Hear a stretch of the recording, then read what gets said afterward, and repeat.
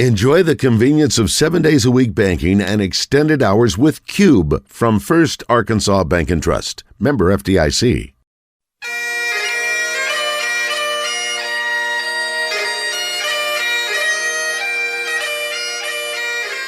It's time for From the Short Grass with Trey Schaap, a golf podcast for those who love golf, struggle with golf, and just like to enjoy the outdoors and fellowship with friends, all while chasing a ball around trying to put it in a 4 1/4 inch diameter hole.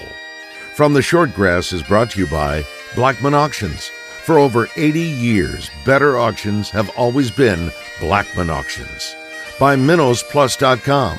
From baits to waders, if it helps you catch a fish, they have it. And now, from the Short Grass, here is your host, Trey Schaap. Welcome to another edition of From the Short Grass. I am your host, Trey Schaap. The Arkansas golf teams are absolutely on fire. The women successfully defended their title from 2020 by dominating the field at the Blessings Collegiate, beating UCLA by 19 strokes. Brooke Matthews won the individual title in back-to-back years as well for Shauna Taylor's Razorbacks. On the men's side of the competition, the Hogs won by 13 strokes over second place Arizona by shooting an 18 under par. And Luke Long, the graduate senior, won the individual title and led wire to wire, finishing at 11 under par over the 3 days of competition. The Arkansas men then went and won the inaugural SEC Match Play Championship at Shoal Creek in Birmingham. The Razorbacks defeated Mississippi State 3-2, followed by Ole Miss 3-1 with one tie. Then they defeated LSU 3-2 and won the championship match over Vanderbilt 3-2 as well. Blackman Auctions is the name you need to know when it comes to the auction business. Visit them on the web at blackmanauctions.com. We are back with Maria Fassi after the break. Minnows Plus is your local source for live bait and live well supplies. They carry the entire line of SureLife products, everything from better bait and finer shiner to no ammonia products to keep your bait and your catch thriving till you get back to the dock. They are the best source for all your private land ponds. Minnows Plus has fish food and pond fertilizer to keep your pond healthy and thriving all year long. If you own or run a bait and tackle shop and need to resupply, contact Minnows Plus and ask about their wholesale prices. Open to the public and walk-ins are welcome. Find them on the web at minnowsplus.com. This is Thomas Blackman of Blackman Auctions. Trey asked me to sponsor a show for another few months. Even though I don't like golf, I do like a show. I have no idea how he gets the awesome variety of guests on his show, but it is entertaining and informative even for a horrible golfer like myself. I'm learning a lot about the game and about the passion for playing. So much so, I've started using my country club for more than Sunday brunch. Trey makes golf interesting. I make auctions interesting. For auctions, listen to me. For golf, listen to Trey. Since 1938, better auctions are Blackman Auctions. Welcome back to From the Short Grass. Former Razorback Maria Fassi is making a name for herself on the LPGA Tour. She won the Women's NCAA Championship in 2019 when she was at Arkansas and was on the Mexican Olympic team in 2020. I sat down with Maria a couple of weeks ago at the LPGA Northwest Arkansas Championship to record this interview, and I hope you enjoy it. On the tee, Maria Fassi. Maria, thanks for joining me on From the Short Grass. All right, first question. What's life like on the LPGA Tour? It's hard. I mean, I think it's a lot of fun a lot of the times, but I think it takes a little bit to get used to it. It takes a little bit to kind of find your own routine and see what works for you, see what you like, what you don't like, and stuff. So I think it's definitely a learning experience, but it's great. I mean, again, I'm playing golf for a living. I'm doing what I love, and I get to do it in front of a lot of people alongside the best in the world. So it's a pretty cool job. I ain't gonna lie, but I think it does has its ups and downs. Take me back to when you were being recruited by Shauna Taylor. What sold you on the University of Arkansas? Well, I think Shauna and Mike recruited me when I was like 13 or 14. And that summer that I played, I think they came to like every single tournament that I played. It was either Mike or Shauna, but they were there.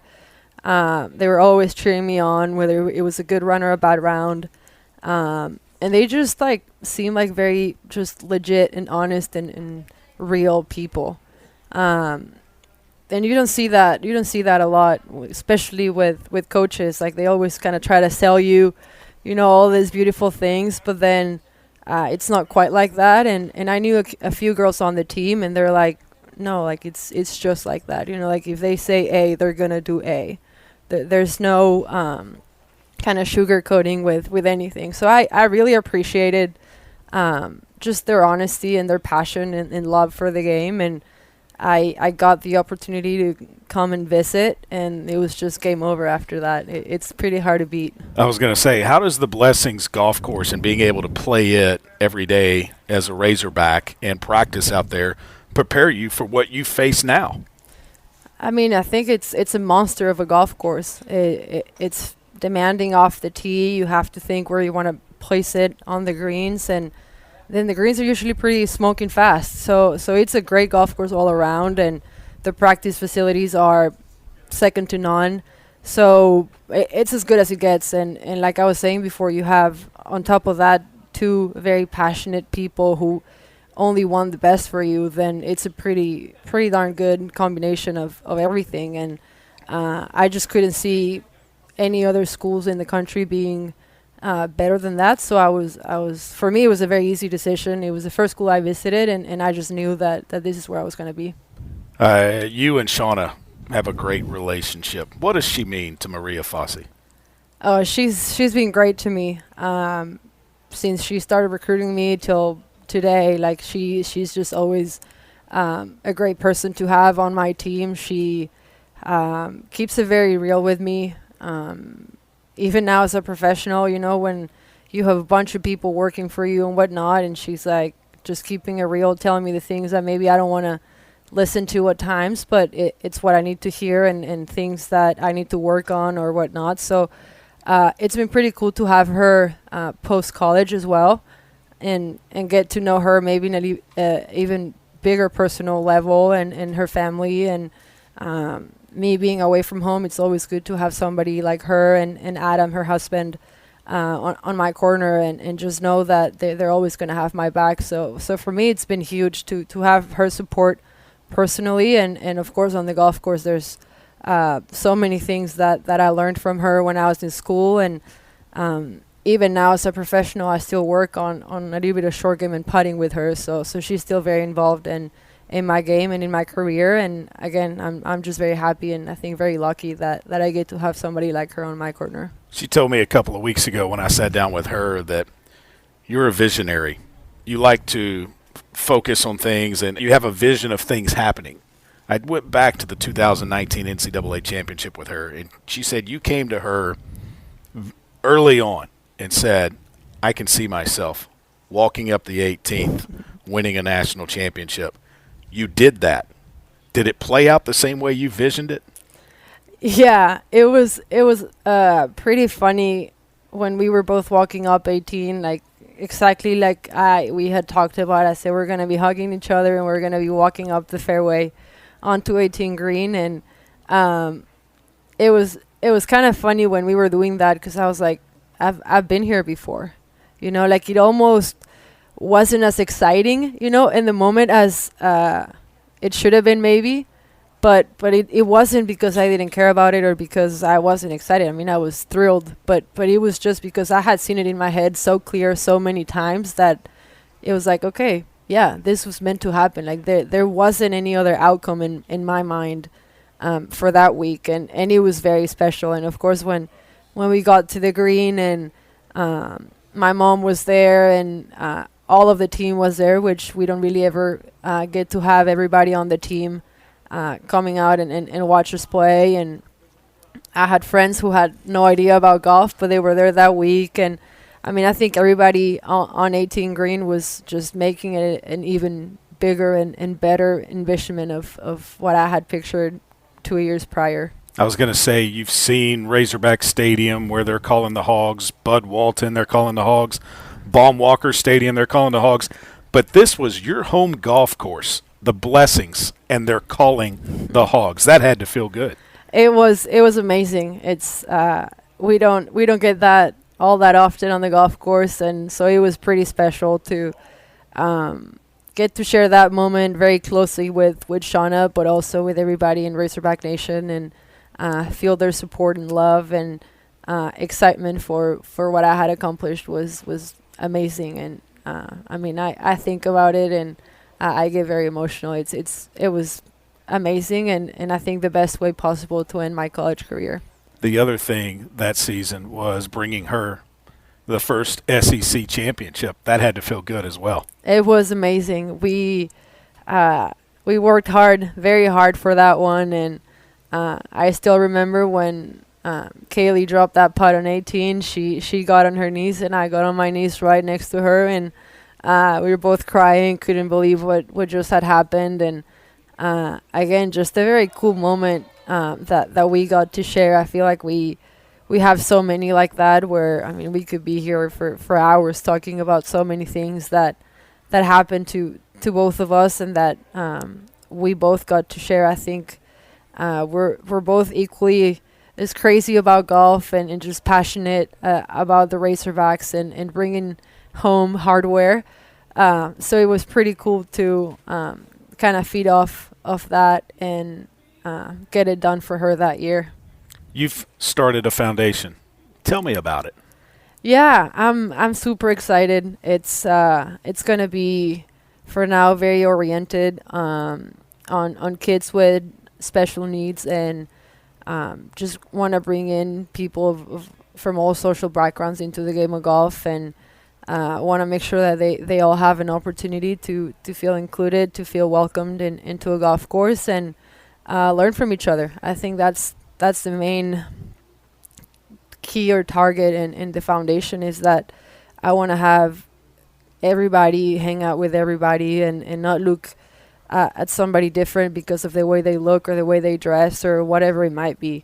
And I think golf has so many different valuable lessons that it can teach you while you play, that it's a perfect combination for both things. So I'm very excited to get it going this year, and very excited that I'm doing it in Northwest Arkansas, because I feel like it's my time to give back to the community that's given me so much. I was going to say, what does Northwest Arkansas mean to you?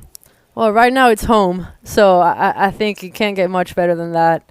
I moved back at the beginning of January, and I haven't been happier. I love it here. It's a great place. You get to do so many different cool things, and on top of that, I get to go watch the Hogs when I'm home. So it's always good. But I love the community. I love the people. I have lots of respect for what everybody has done for me here. So I'm very happy that I'm back, and now with the foundation that I can give back as well and help the next generation. What was it like competing for your country in the Olympics? Unreal. I've gotten this question a couple of times this week, and every time it's very hard for me to even put it in words. You would think that by now I would have an answer down, but it's so hard to explain the amount of pride and just honor that it meant for me to be there. And I was fortunate enough to be on the first group the first day. So I was one of the first ones to go out and play, and I made birdie on the first hole, and it was just like, I mean, I was crying. I was so happy on the tee, and it was amazing. I got to see and meet a lot of amazing athletes, and get to share a lot with the golfers, the male golfers as well. So it was an amazing week all around, and it kind of sucks that we only get to do it once every 4 years, but I think it also adds a lot of value to it, and that's maybe why I enjoyed it so much, and I'm definitely already looking forward for the next time I get to do that. One of your teammates when you were up here at Arkansas, Brooke Matthews, who's a senior now at the University of Arkansas, just shot 25 under par a couple of weeks ago in a collegiate tournament. Well, what is it about her and her game that she's able to do that, and now she's ranked number 1 in collegiate women's golf?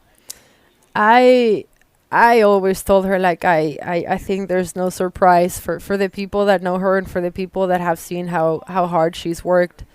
It was only a matter of time for things like this to start happening for her.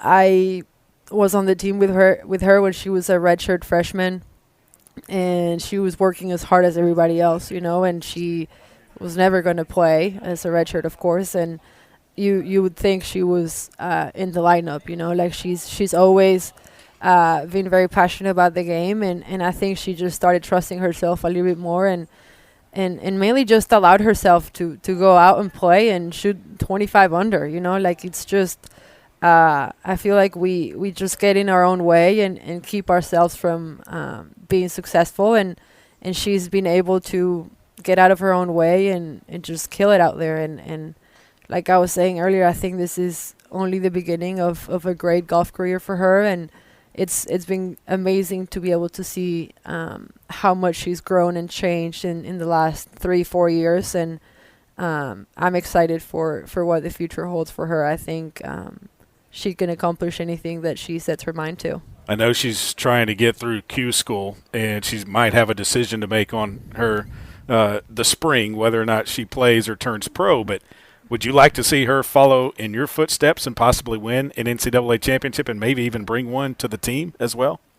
For me, playing as a team, especially playing for Mike and Shauna, it was very special, and I knew that I wanted to give it a try, and I knew we were, of course, hosting and that we were going to have a very good chance at doing it, and I know that for Brooke it's going to be a very hard decision because they also have a team that has the ability to bring home an NCAA title. So the tour's always going to be here. That's, that was kind of my mindset.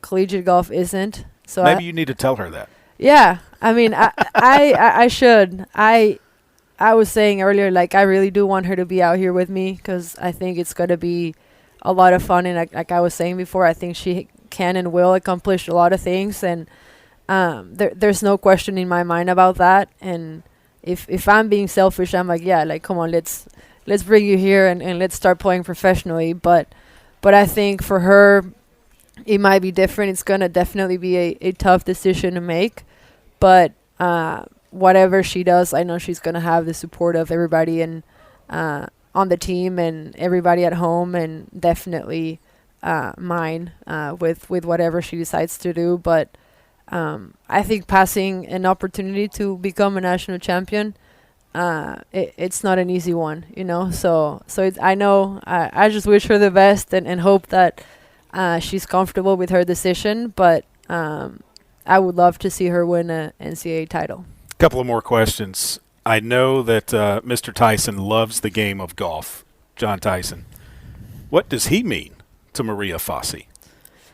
I mean, he brought nationals to us. He brought NCAAs and invested a lot of money to make it happen, not only with the tournament, but with the course renovations that had to take place a few years before that, and with the amount of support that he shows for the men and women's golf team in Arkansas. So I think he's as crazy about golf as anybody else. You will see him out on the golf course every day, and he's just asking you how he can make things better. For me now as a professional, I get to be a member without paying anything.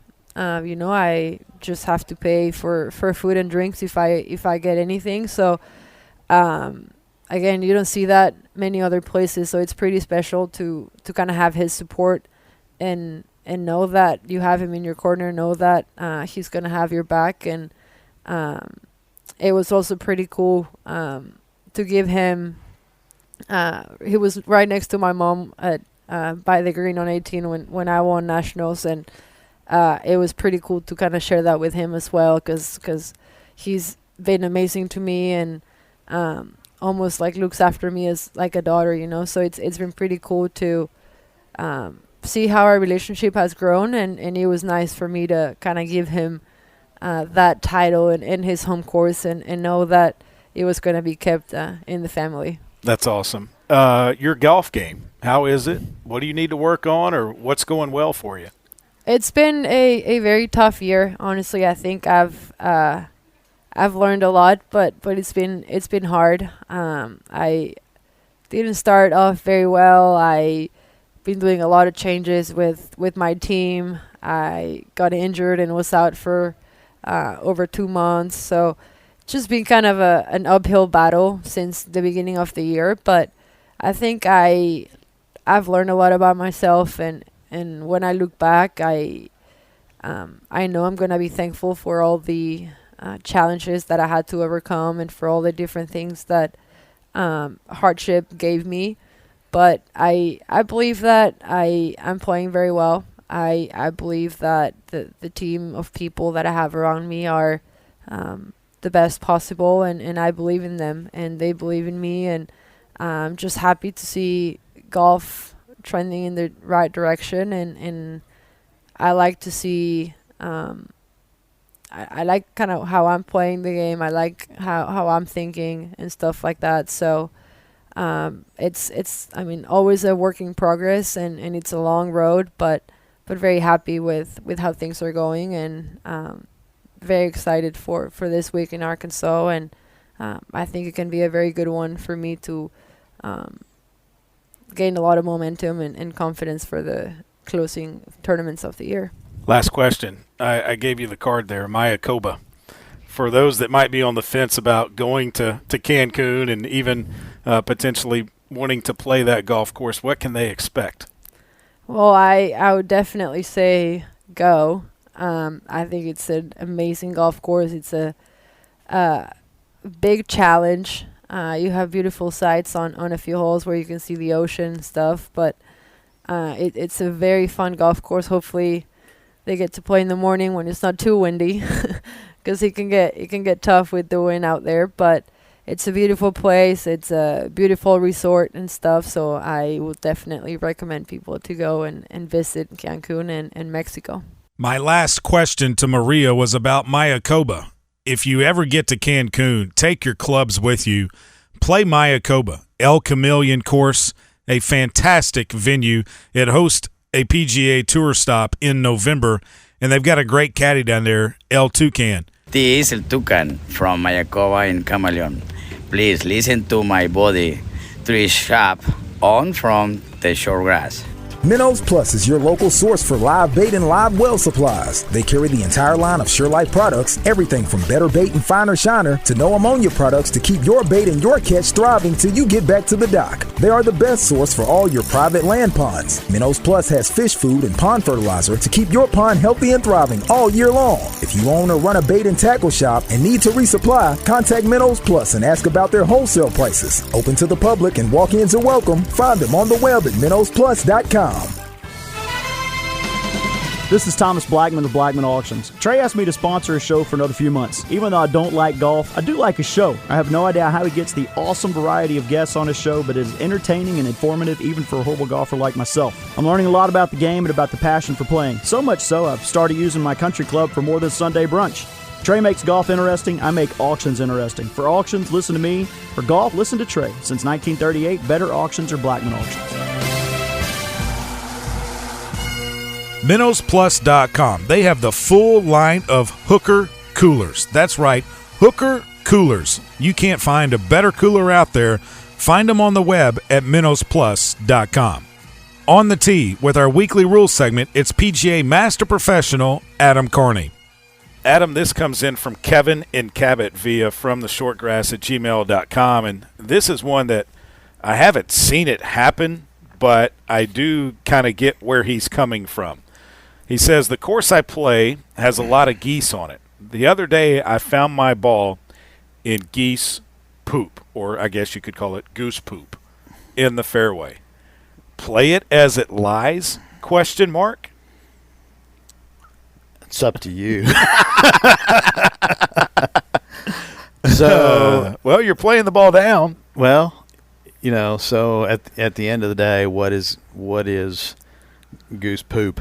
It's a loose impediment, right?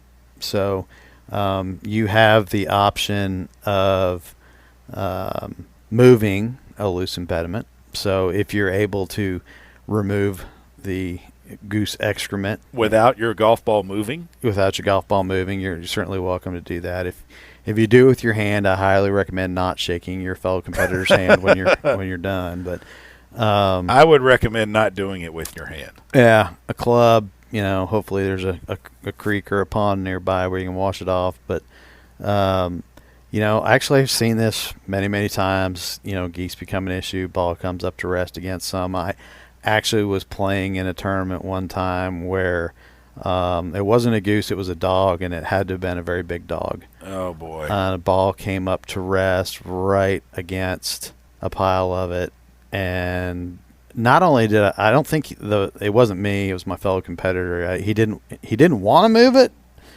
and I think he probably would have caused his ball to move if he had.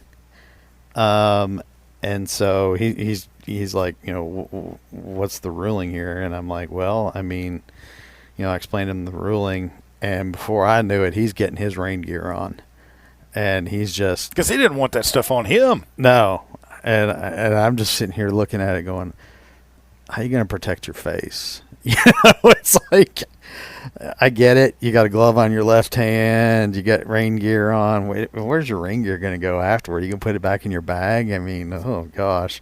But he played it, and it splattered all over the place, and it was nasty. But, yeah, that's one of the things. That's why, one of the reasons we hate geese on golf courses is the mess they leave behind and the damage they can do.